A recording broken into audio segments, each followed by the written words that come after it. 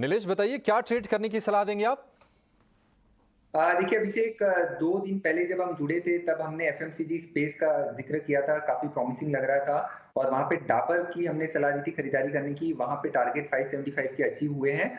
अब इसी सेक्टर की दूसरी कंपनी है ब्रिटानिया, यहाँ पे खरीदारी करने की सलाह होगी। ब्रिटानिया में अगर आप देखें तो पिछले लगभग 15 से 20 ट्रेडिंग सेशन का एक जो कंसोलिडेशन था, उस कंसोलिडेशन का ब्रेकआउट हमें आज के सेशन में आता हुआ नज़र आ रहा है। तो ये मोमेंटम है वो काफ़ी स्ट्रॉन्ग है, वो कंटिन्यू हो सकता है। 3840 के आसपास का स्टॉप लॉस रखना होगा और यहाँ से 3950 तक की अपसाइड हमें देखने को मिल सकती है। तो ब्रिटानिया होगी एफएमसीजी स्पेस की प्रेफर्ड बेट। और जो दूसरा स्टॉक हमें पसंद आ रहा है वो है दिग्गज कंपनी फाइनेंशियल स्पेस से एचडीएफसी लिमिटेड। देखिए एचडीएफसी लिमिटेड की अगर हम ओवरऑल चार्ट पैटर्न देखें तो काफी अच्छा खासा करेक्शन हम ऑलरेडी विटनेस कर चुके हैं।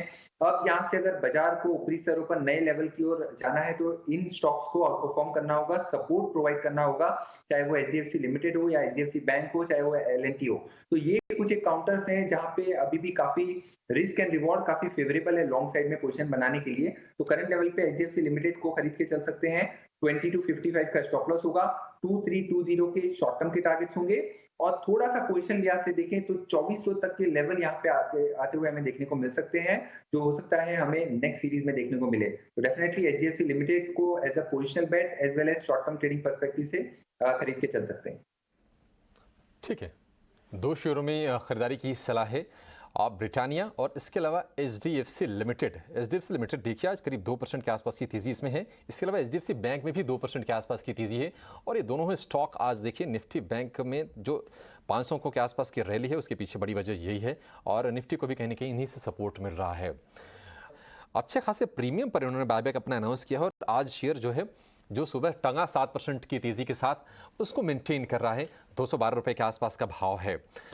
नीलेश, क्विक हील हालांकि हमने देखा था कि ऊपरी स्तरों से बहुत तेज़ी से ये नीचे आया था अप्रैल के बाद से और 52 वीक के लो 140 रुपए के आसपास गया और वहां से इसमें लगातार तेज़ी है। महीने भर में तकरीबन देखिए ये स्टॉक तकरीबन 40% के आसपास चढ़ गया है।